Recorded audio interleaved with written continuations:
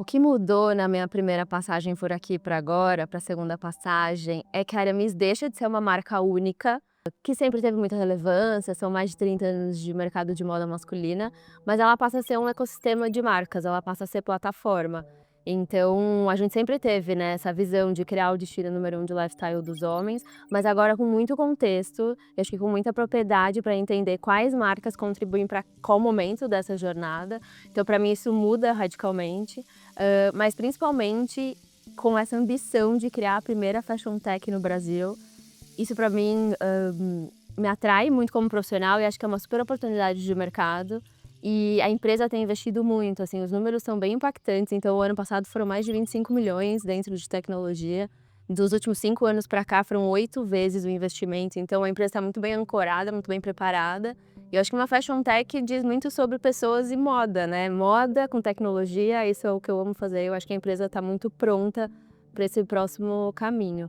Fashion tech para mim é quando a gente consegue juntar tecnologia, comportamento humano, pessoas e dados e fazer com que isso aconteça.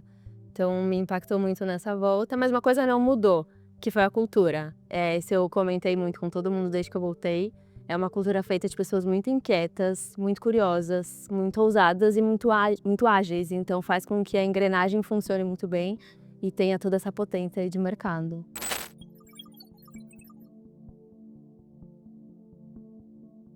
Com certeza, principalmente pelos lugares que eu passei que já tinham, a gente já trabalhava com muitas outras marcas, né, então voltando com mais marcas, eu acho que é uma visão muito importante de afastar, conseguir olhar o cenário, entender onde cada marca aporta, qual a clareza de cada uma delas, para que elas sejam complementares e não se canibalizem nesse lugar e a gente crie efetivamente um portfólio de marcas com muita estratégia. Então acho que foi bem importante essa visão do mercado para conseguir aplicar aqui.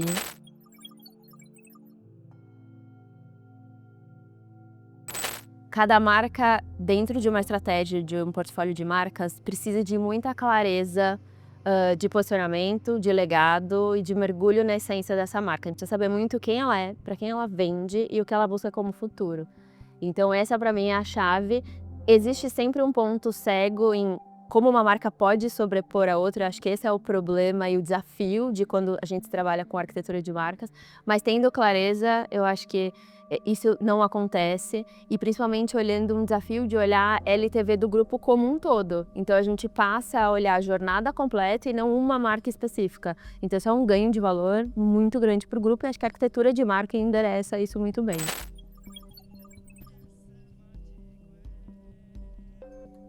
Eu acredito que o ponto cego está nessa sobreposição. Então, se não tem clareza onde cada marca aporta, se não tem esse mergulho na essência da marca, a gente dificulta muito planejar, principalmente falando de marca e marketing, a visão futura dessa marca.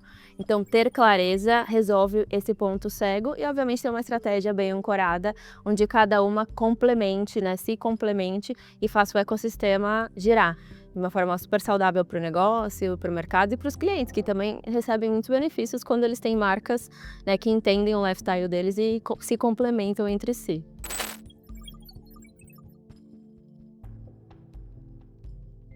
A grande armadilha do varejo tá em promoção, tá em preço, e quando a gente fala de escala, geralmente parece uma alavanca que funciona a curto prazo. Mas na minha opinião, quando a gente olha essa estratégia e ela se repete a longo prazo, tem muita perda de valor de marca, né? Quando a gente fala de equity de marca e ganho de marca, a gente precisa ganhar consistência de uma outra forma, principalmente em marcas premium, que se posicionam com um ticket um pouco maior. Então o cliente sabe o que ele está pagando, por que ele está pagando esse valor, o que ele tem de exclusividade, o que ele tem de qualidade. Então, eu acredito que escala, quando a gente fala de marcas de segmento premium, principalmente moda, ela vem muito pela consistência e pelo que a gente está desenhando de uma entrega com muita qualidade, entregando a expectativa que a própria marca criou no cliente, e aí eu ganho LTV, eu ganho mais clientes, eu ganho mais frequência de compra, e aí o crescimento é muito mais consistente do que a gente entrar num looping promocional, porque, de novo, é uma visão mais curto prazo. Não acho que não funcione ou que não tenha que existir, acho que cada negócio se adapta de uma forma e para o premium, eu acho que a estratégia é outra.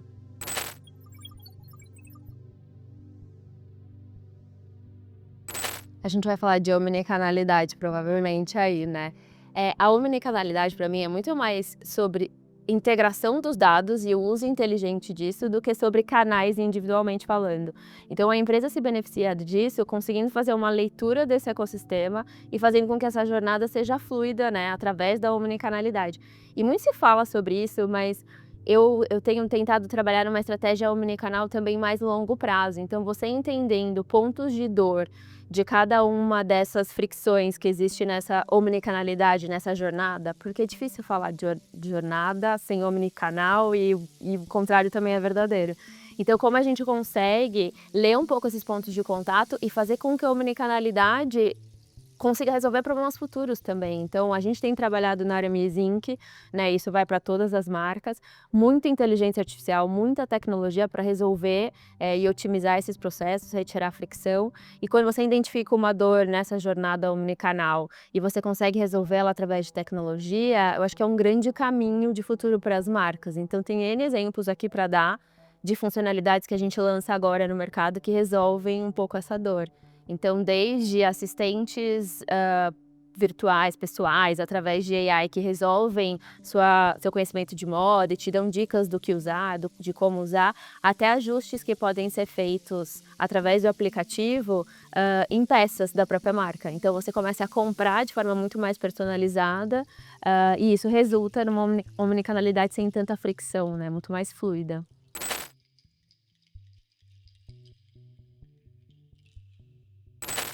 A tecnologia deixa de ser narrativa e vira implementação, otimização e valor, quando para mim ela permeia todas as áreas do negócio e você consegue ter retorno em cima dela, né? Acho que tecnologia está em todas as áreas.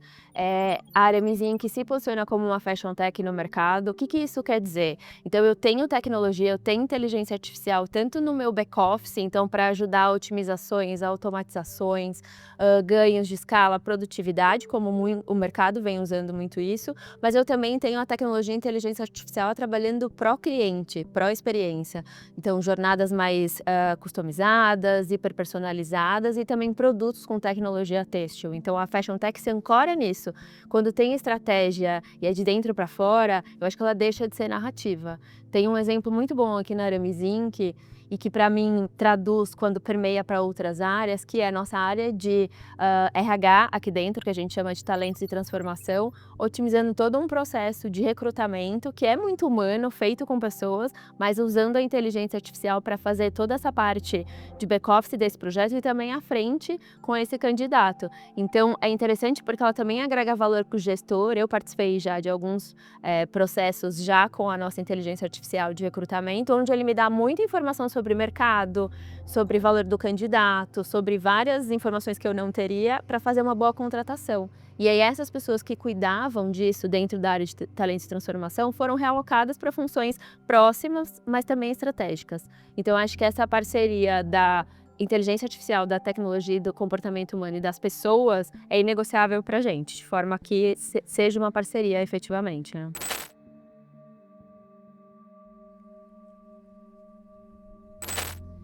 A tecnologia vai permear sempre a empresa e principalmente a Aramis Inc dentro desse posicionamento Fashion Tech, mas a gente tem muito cuidado para não perder, obviamente, a conexão humana em parceria com a tecnologia. Ela é fundação para a gente, ela é permeável a todas as áreas, mas as pessoas agregam sempre repertório, as pessoas agregam sempre conhecimento e essa cocriação acontece junto. Então, para a gente é um valor inegociável e a gente tem várias áreas já implementando inteligência artificial, aplicativos, trazendo conhecimento para que isso se ancore sempre de forma unificada. De novo, uma Fashion Tech fala sobre moda, que é comportamento e pessoas o tempo inteiro, unida à tecnologia. E o nosso cliente, no final, é quem sofre a experiência, quem tem uma boa experiência, e o back-office, né, ajudando toda essa jornada a ser mais fluida.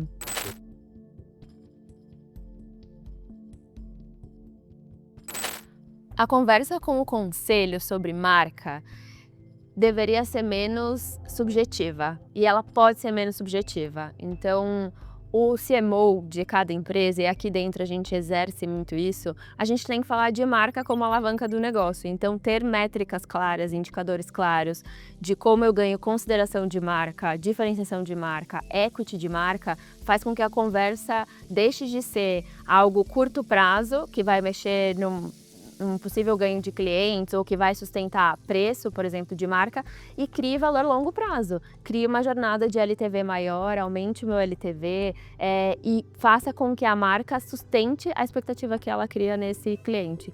Então a conversa é sobre métrica, sobre resultado, mesmo sendo marca, e equity a longo prazo, para mim, é preservação de margem. Então a gente está falando de algo que gera valor e que, se a gente não tomar cuidado, vai ficar muito refém desse assunto que a gente voltou lá no começo, das promoções, de alavancas mais curto prazo.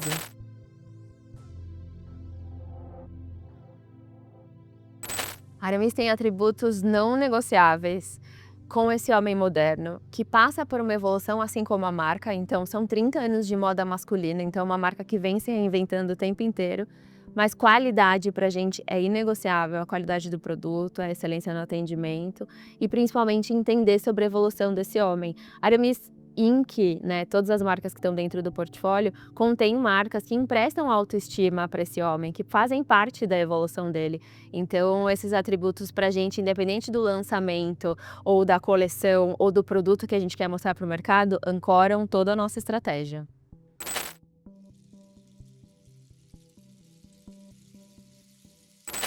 Tem muita coisa sendo explorada no varejo de moda, obviamente com inteligência artificial o leque se abriu, né, absurdamente.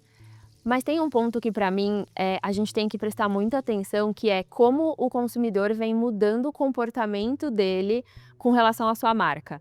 Então, hoje ele pode buscar a sua marca de uma forma, mas daqui a pouco ele já está recebendo informação de uma inteligência artificial sobre a sua marca, que você não tem controle sobre isso. Então, o consumidor atual, enfim, até agora, pode ir lá num buscador e digitar presente para o Dia dos Pais. Mas ele também pode conversar com a inteligência artificial dele e ela recomenda o presente que ele vai dar. Só que ele não fez a busca por presente de Dia dos Pais. Ele procurou como comprar o melhor presente para o meu pai, que gosta disso, disso, disso. Porque ele iniciou uma conversa com o IA. Então, de que forma, para mim, o desafio está em a gente consegue ler todos esses pontos de contato, entender essa nova busca, essa nova forma de conversa que o consumidor passa a ter com a inteligência artificial e cria repertório para a inteligência artificial, através de conteúdo, através de experiências, mas que a gente entenda como isso pode chegar de forma automática, sem a gente ter nenhum controle sobre isso. Para mim, a lógica de jornada do cliente é a gente estudar como novos pontos de contato são agregados nessa jornada o tempo inteiro.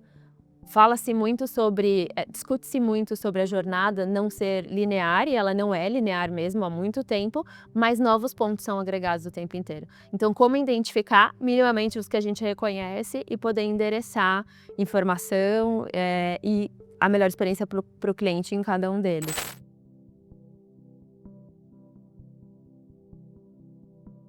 Aqui na Aramis a gente está trabalhando exatamente nisso. Então, identificando essa jornada dos nossos clientes, cada uma das marcas se complementa dentro dessa arquitetura. Então, a Aramis, dentro de um casual sofisticado, que empresta para esse cliente sofisticação, produtos de qualidade, autoestima, como a gente falou, se vestir bem para diferentes ocasiões. A Urban, que é uma marca que tem um pouco mais de 2, 3 anos, que eu fiz o lançamento também dela aqui na minha primeira passagem pela empresa, que traz a tecnologia dos produtos para o dia a dia desse homem. Então é o smartwear que a gente chama, né? Então produtos com mobilidade, produtos que facilitam a vida desse homem que está sempre em movimento. E a Aramis Next, que é a nossa marca infantil, para trabalhar exatamente essa nova geração. Então, fechando essa arquitetura de marcas. A gente hoje cria uma estratégia em que elas se complementam, mas que elas também têm a individualidade delas como portfólio de marcas, entendendo a jornada de cada uma e entendendo como eu tiro esses pontos de fricção dessa jornada, seja com tecnologia, seja com atendimento, e tento mapear um futuro, uma visão melhor, onde você vai ter uma experiência melhor com cada uma delas. Eu fiz um trabalho numa marca anterior, que acho que é interessante falar, que a gente mapeou toda a jornada de contato e 30, mais ou menos em média, a gente tinha 30 pontos de contato dentro dessa jornada. Entendendo um pouco visão de futuro, e novas tecnologias entrando, novos pontos de contato, isso duplica facilmente, você conseguindo fazer essa identificação. imagino que você não consegue. Então agora a gente inicia um trabalho aqui também para tentar identificar essa visão de futuro e poder entender o que vem por aí, criando repertório, criando conteúdo, uma bela estratégia de comunidades ancorada em entender quem é esse cliente, acho que compõe repertório de marca. E aí, unido a toda essa base de tecnologia que a gente comentou, faz ser essa potência que eu acredito e que vem se mostrando aí no mercado, né?